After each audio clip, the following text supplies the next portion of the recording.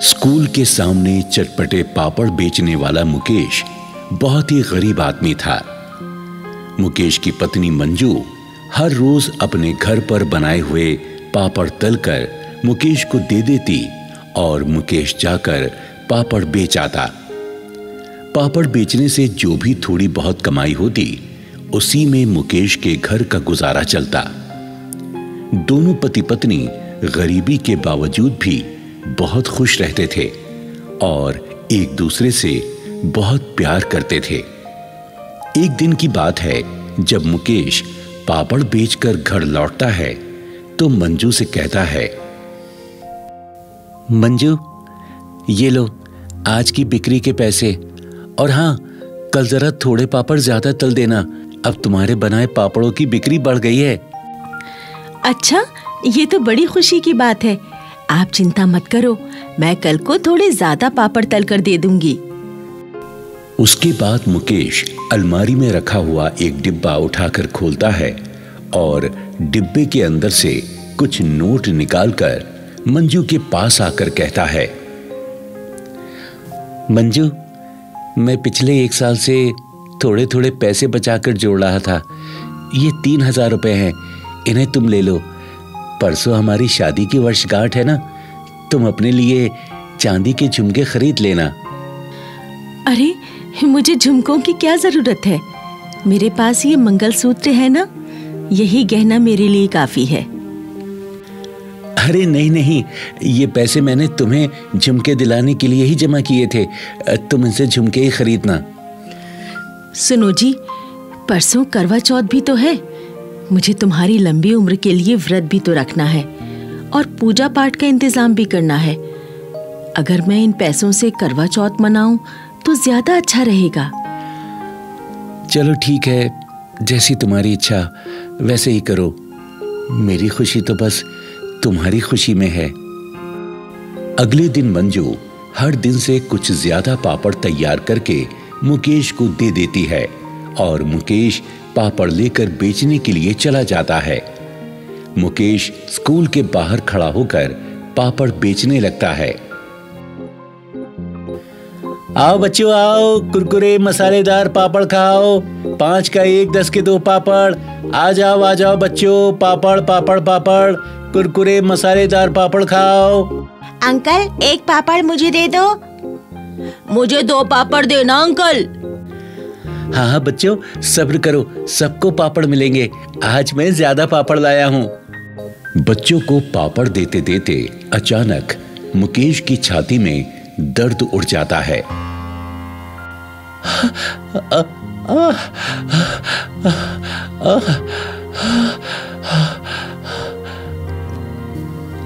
मुकेश की तबीयत तेजी से बिगड़ जाती है और मुकेश गिरकर बेहोश हो जाता है। बच्चे शोर मचाते हैं। अरे अरे देखो अंकल को क्या हो गया, अंकल की तबीयत बिगड़ गई है। अरे ये तो गिर गए, ये तो बेहोश हो गए। हेल्प हेल्प, पापड़ वाले अंकल बेहोश हो गए। कुछ लोग दौड़कर वहां आ जाते हैं और एम्बुलेंस बुलाकर मुकेश को शहर के हॉस्पिटल भिजवा देते हैं। स्कूल का वॉचमैन रघु मुकेश का पड़ोसी था। रघु मुकेश के घर आता है और मंजू को मुकेश के बीमार हो जाने की खबर सुनाता है। भाभी जी, मुकेश की तबीयत अचानक बहुत बिगड़ गई थी, उसे शहर के हॉस्पिटल में भर्ती करवाया गया है, आप तुरंत हॉस्पिटल पहुंच जाओ। हाँ, हे भगवान, वो तो सुबह सुबह एकदम सही सलामत पापड़ बेचने गए थे, ये अचानक उनकी तबीयत किस तरह बिगड़ गई? पता नहीं भाभी, उसे अचानक क्या हुआ, वो बेहोश होकर गिर पड़ा था, फिर लोगों ने उसे एम्बुलेंस में हॉस्पिटल भिजवा दिया। मंजू 1 घंटे बाद ही हॉस्पिटल पहुंच गई। मुकेश अभी भी बेहोश था। डॉक्टर उसका इलाज कर रहे थे। मंजू एक डॉक्टर से पूछती है, डॉक्टर साहब मेरे पति को क्या हुआ है? देखिए, इनको हार्ट अटैक आया है, इनके हार्ट की नसें ब्लॉक हो गई हैं, ऑपरेशन करना पड़ेगा, तो ये बिल्कुल ठीक हो जाएंगे। हाँ, ऑपरेशन में कितना खर्चा आएगा? देखिए, 1.5 लाख रुपए का इंतजाम कर लीजिए और कल शाम तक सारे पैसे जमा करवा दीजिए। फिलहाल जो लाइन है वो जमा करवा दीजिए। इस समय तो मेरे पास कुल 3,000 रुपए और ये मंगलसूत्र है। अभी आप इन्हें ही जमा कर लीजिए, मैं कुछ ना कुछ करके इंतजाम कर दूंगी। पैसे और मंगलसूत्र डॉक्टर के हवाले करके मंजू वापस अपने गांव लौट आती है और कई लोगों के पास मदद मांगने के लिए जाती है, परंतु कोई भी मंजू की मदद नहीं करता।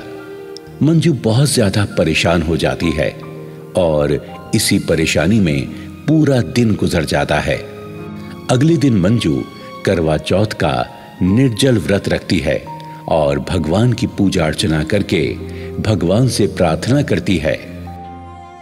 हे ईश्वर, मुझ गरीब पर दया करो, मेरे बीमार पति के प्राणों की रक्षा करो प्रभु।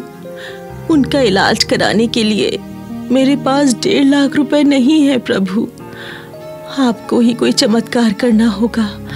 मेरे करवा चौथ के व्रत का आपको मान रखना होगा प्रभु। मेरे पति को ठीक कर दो प्रभु, उन्हें ठीक कर दो। उनके सिवा मेरा कोई भी नहीं है। प्रार्थना करते करते मंजू की आंखों से आंसू बहने लगते हैं और मंजू सारा दिन भगवान के सामने बैठी अपने पति के ठीक हो जाने की प्रार्थना करती रहती है। शाम के समय गांव का लालची बनिया मंजू के घर आता है और कहता है,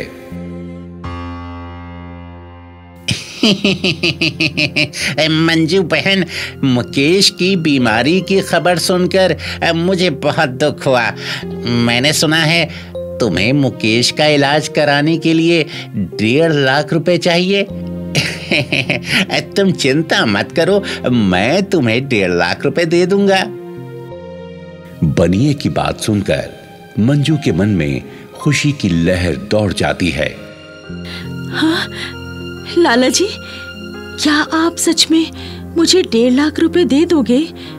आपका बड़ा एहसान होगा मुझ पर। ना ना ना ना ना, मेरा कोई एहसान नहीं होगा तुम पर। मैं तुम्हें जो रकम दूंगा उसके बदले में तुम अपना ये घर मेरे नाम करोगी।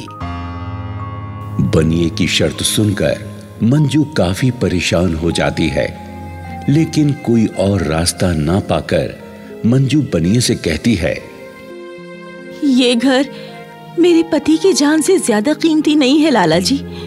आप कल सुबह रुपए लेकर आ जाना, मैं घर आपके हवाले कर दूंगी। बनिया खुश होता हुआ चला जाता है।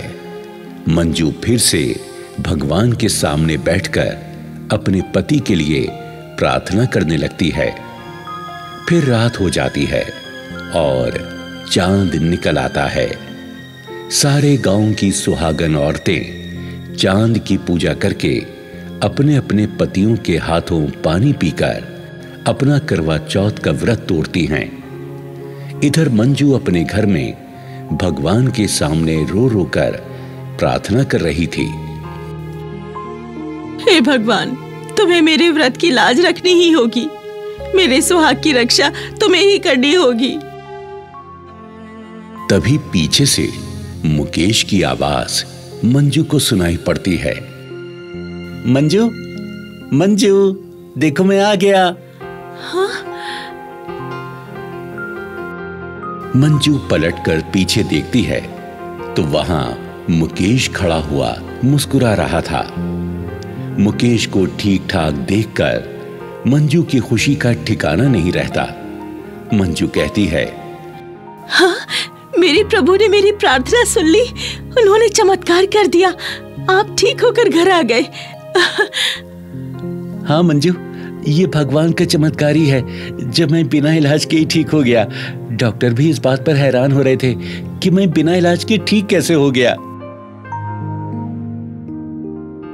मंजू भगवान को धन्यवाद देती है और फिर मुकेश को बाहर ले जाकर मुकेश के हाथों से पानी पीती है और अपना करवा चौथ का व्रत संपन्न करती है।